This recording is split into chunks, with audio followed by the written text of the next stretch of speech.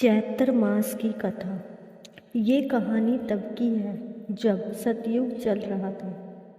एक राजा था। राजा का नाम था मकरध्वज। मकरध्वज बहुत ही धार्मिक प्रवृत्ति का राजा था। अतः उसके राज्य में प्रजा पूरी तरह सुखी और प्रसन्न थी। राजा पर मुनि याज्ञवल्क्य का बड़ा स्नेह था। उनके ही आशीर्वाद से राजा को एक पुत्र की प्राप्ति हुई। राज्य का स्वामी यद्यपि मकरध्वज था, परंतु राजकाज उसका एक विश्वास पात्र मंत्री चलाता था। मंत्री का नाम धर्मपाल था।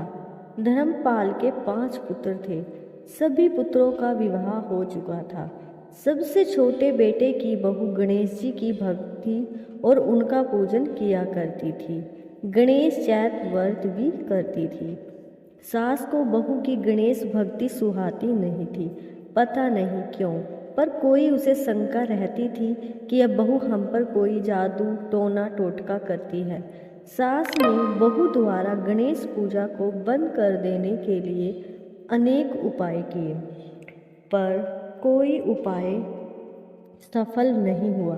बहू की गणेश जी पर पूरी आस्था थी, अतः वह विश्वास के साथ उनकी पूजा करती रही। गणेश जी जानते थे कि मेरी पूजा करने के कारण सास अपनी बहू को परेशान करती है, अतः उसे पाठ पढ़ाने के लिए राजा के पुत्र को गायब करवा दिया। फिर क्या था, हाय तौबा मच गई। राजा के बेटे को गायब करने का संदेह सास पर प्रकट किया गया।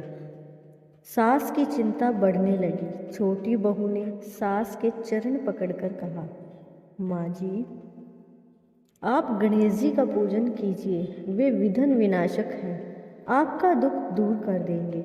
सास ने बहू के साथ गणेश पूजन किया। गणपति ने प्रसन्न होकर राजा के पुत्र को लाकर दे दिया।